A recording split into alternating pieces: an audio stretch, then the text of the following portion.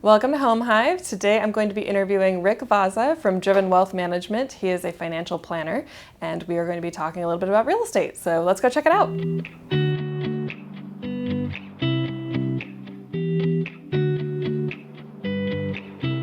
Hi, welcome to Home Hive. I'm Kristen with Kristen Krebs Interiors, and today we have Rick Vazza with Driven Wealth Management.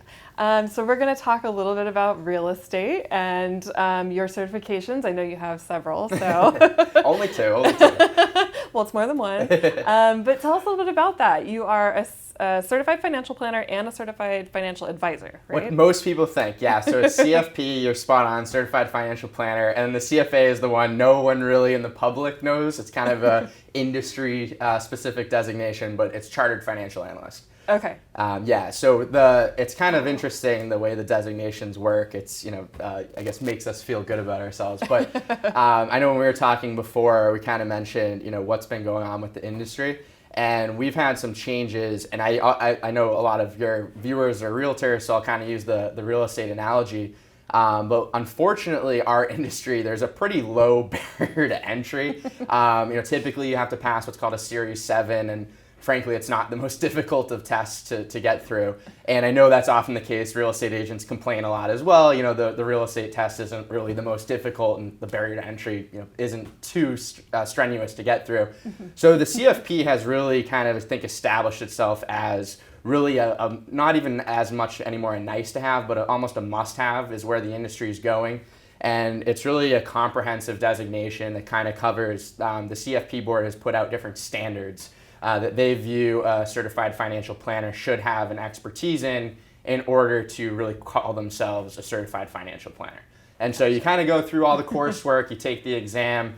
At the end of the day, you find out if you passed or not. And for the fortunate ones that get through it, I think it is helpful from a marketing standpoint, but also there is a genuine credibility and understanding that goes into what you should be able to handle as a financial advisor or any type of financial professional who's giving people advice on how to handle their money. Right. So what is the difference between the two? So the CFA is one much more difficult to achieve. I'll be totally honest. That really is kind of the gold standard within our industry, or really any sort of financial designation. Typically considered the most difficult to achieve. So me kind of loving the industry, I was like, well, if that's the hardest one to get, I'm going to go for that. And it's deeply analytical, so it's a series of 3 different examinations, really that cover investing. It's investing focused, I would say.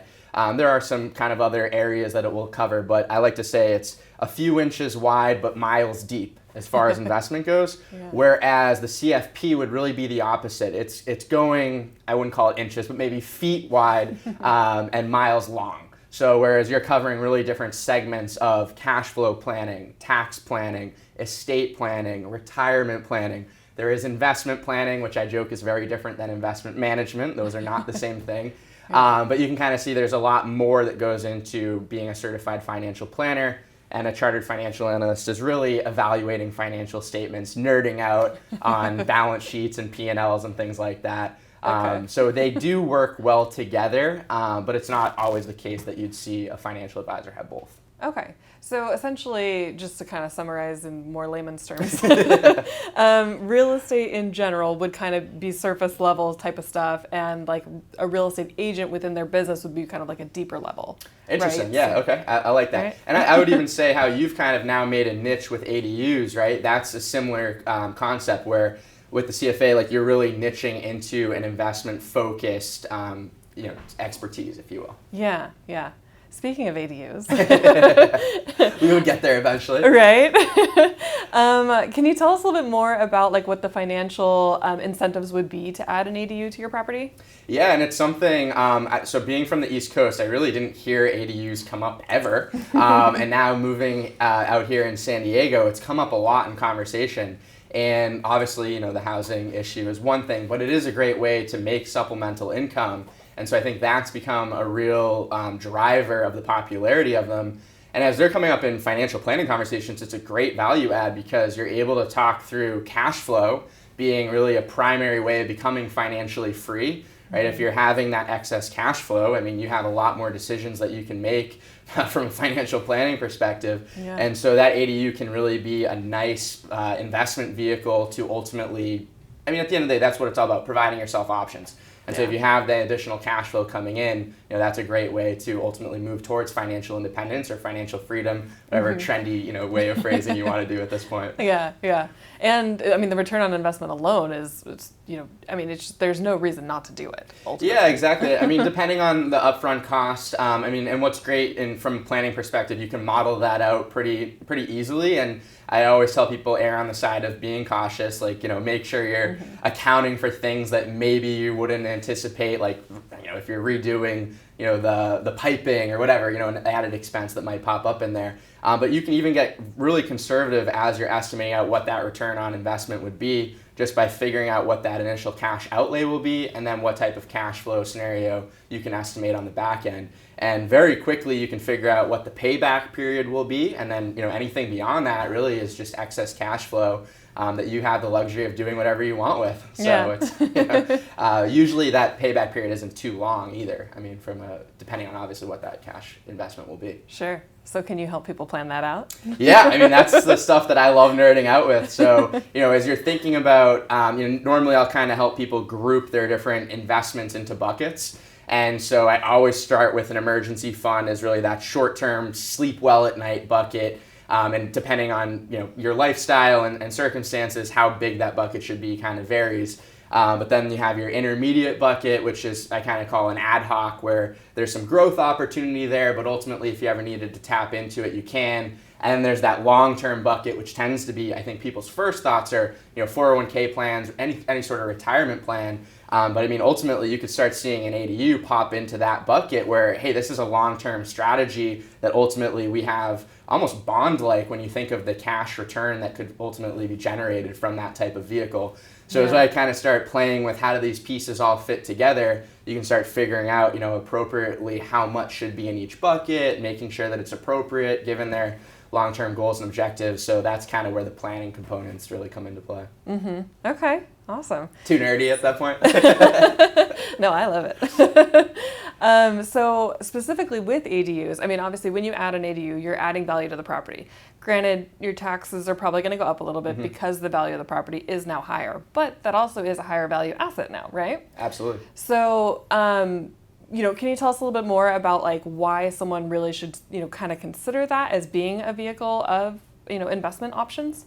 Yeah, and I think ultimately it does come down to your personal circumstances, because when you are also possibly going to have more responsibility, right? Not everyone wants to become a landlord. Yeah. I've definitely heard my fair share of horror stories, but I've also heard my fair share of awesome, amazing success stories there too. So it is something that you definitely want to evaluate.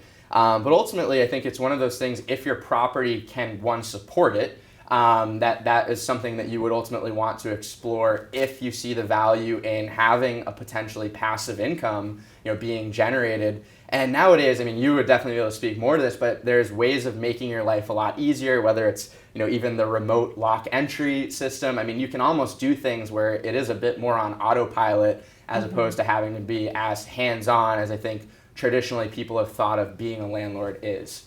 There's property management. I mean, depending on how many units you have, you could ultimately start exploring some ways to outsource some of that as well. Yeah. I mean, essentially, you kind of are starting a small business in a sense.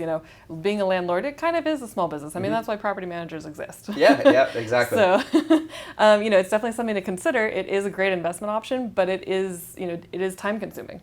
Regardless of how often you can automate things. It's great to be able to automate things, but it definitely is a commitment. It's going to require something. And I would add, because this is definitely in your lane too, because one of the real differences, so a lot of times when I'm evaluating whether that's a good investment or not, we ultimately have to look at what's available in the public market. So real estate investment trusts are very popular investment vehicles to get access to real estate for the everyday person, right? We could go to Fidelity and invest in a real estate investment trust publicly. And at that point, we're now very little risk relative to being concentrated in one investment.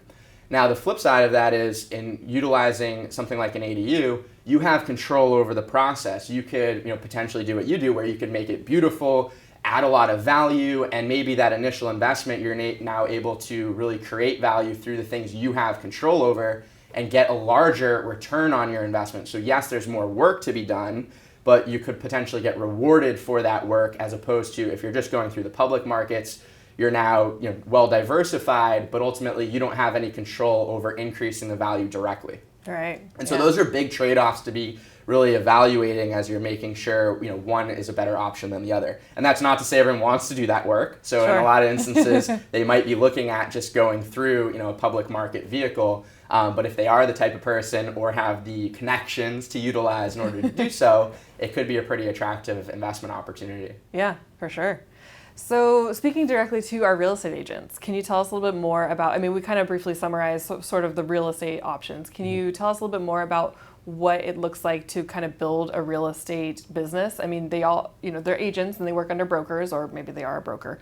Like what they should really kind of consider when they consider financial planning in that sense? Yeah, absolutely. I'll speak specifically to the business first, and then their personal circumstances after. So it's awesome because it's very analogous to financial advisors. Mm-hmm. So there are really two different kind of buckets that people traditionally fall into. There's the lifestyle practice, which is kind of the solo advisor or solo agent, if you will, who has their traditional book of business. They are making a good income, really don't need to grow, don't have any plans to grow. The problem that they need to really work on identifying is how do I make sure I'm saving appropriately for when this goes away, when I retire, mm-hmm. right? Because it's going to be very difficult to effectively transition that business, because you always want to think about it from the buyer's perspective.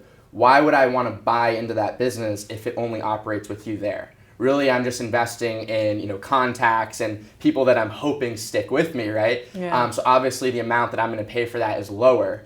And if you're putting most of your assets back into the business and you're not supplementing that with a retirement fund, that could be a recipe for disaster. Yeah. So really, if you're focused on the lifestyle practice as it translates to your personal finances, you really want to make sure that you are focused on what does this exit strategy look like.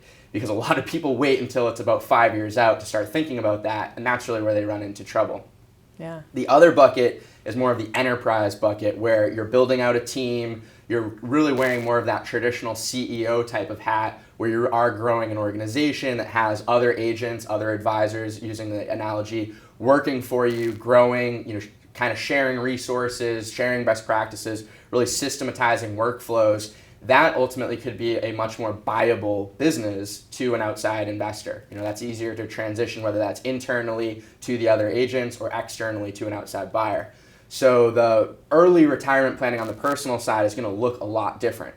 Still always a good idea to have a supplement and a backup plan, but ultimately that exit strategy might be looking at more of the residual value coming from the business as opposed to really self-funding as the lifestyle practice would require.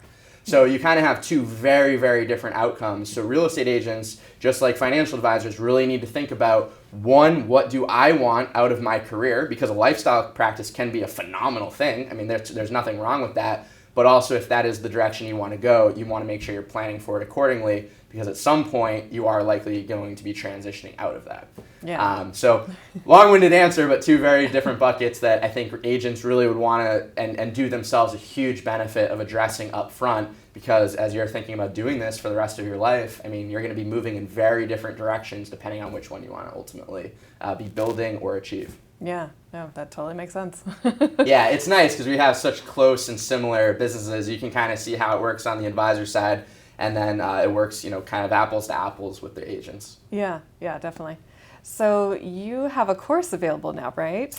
Yeah, so sticking with agents, I know really any type of sales professional, but probably one of the hardest things for a lot of people is handling cash flow. Right, and as you have kind of a sporadic income, maybe commission driven, so there's fluctuating months, there's different paychecks coming in, getting a grip on cash flow can be really difficult. And without question, one of the top questions I get is, what do I do? How do I get started with my finances? Yeah. And so I got it all the time, and frankly, not everyone needs or is ready for a one-on-one relationship with a financial planner. There's no two ways around it. Those designations I got does make me a little expensive.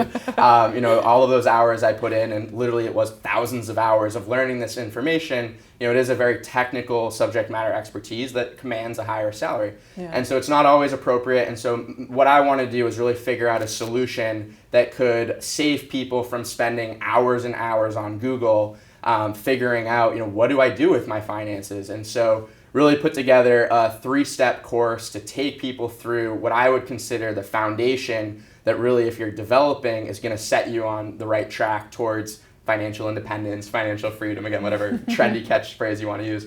But it is great. It takes people through cash flow, establishing credit, and then ultimately investing. And so there's kind of a 3-sequence step where my goal is when someone finishes it, they're like, wow, I went from really not knowing where to get started to absolutely knowing I'm on the path and having a lot of confidence in that path. That's awesome. So is it kind of geared more towards your personal finances or business or both, or is it? That course specifically is definitely personal finances. Okay.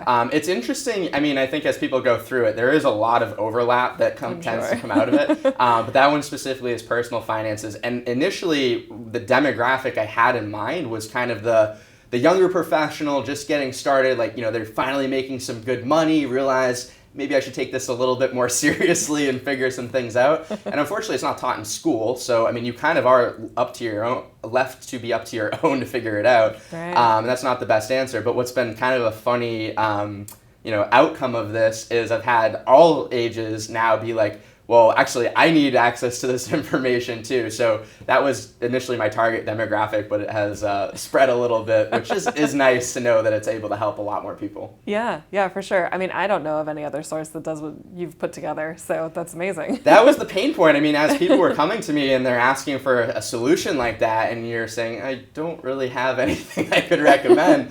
Right. And then fortunately, being able to now develop it and know that, I put a lot of work into it and have a lot of pride into it. So it's nice to be able to have a lot of conviction and being able to offer that as a solution. Yeah. Well, and you've got all of the certifications that would, give you the expertise, the backing and everything that everybody's looking for when they're looking for financial help. And I mean, that was kind of the joke I even plugged on my sales page. I mean, a lot of the times beforehand, people were asking their coworkers or parents, who they admittedly would say are totally unqualified to give any of that advice, for advice. And so I was like, how can I give, professional expert advice in a very cost-effective and affordable way? And that was ultimately what the goal was for that type of course. Awesome. So is it like a self-paced course, especially for agents who I know are going to have ebb and flow with their business? So. Yes, great question, especially as busy as everyone is. And it's totally self-paced. I mean, I kind of had the vision of like kicking back, and I've heard some great stories of like date nights now where couples, pouring a bottle of wine and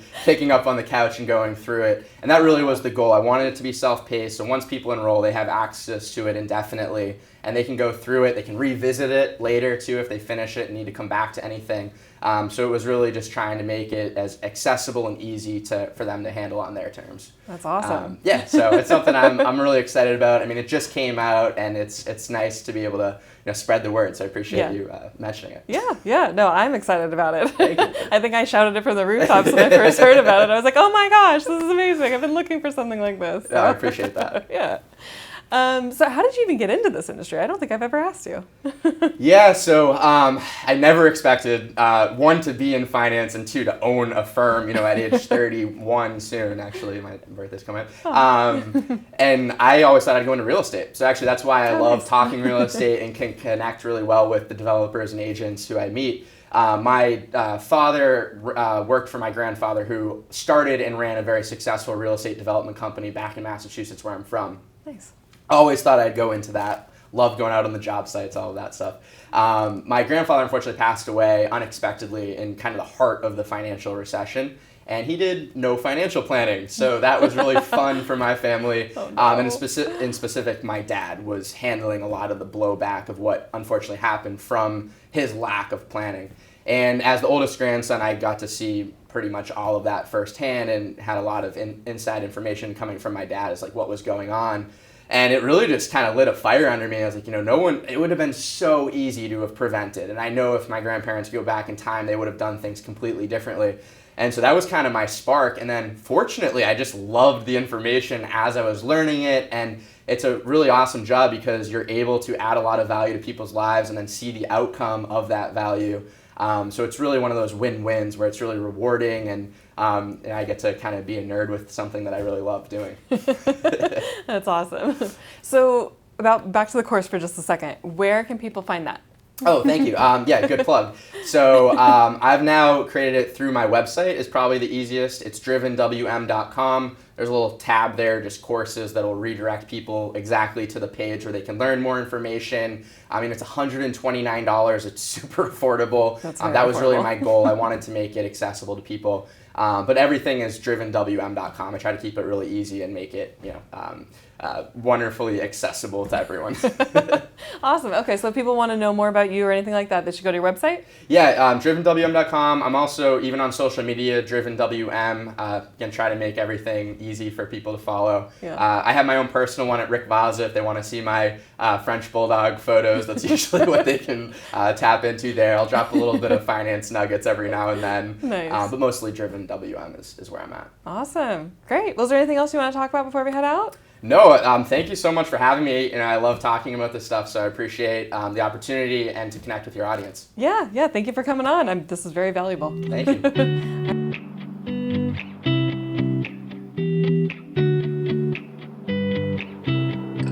Wow, isn't Rick just so full of knowledge?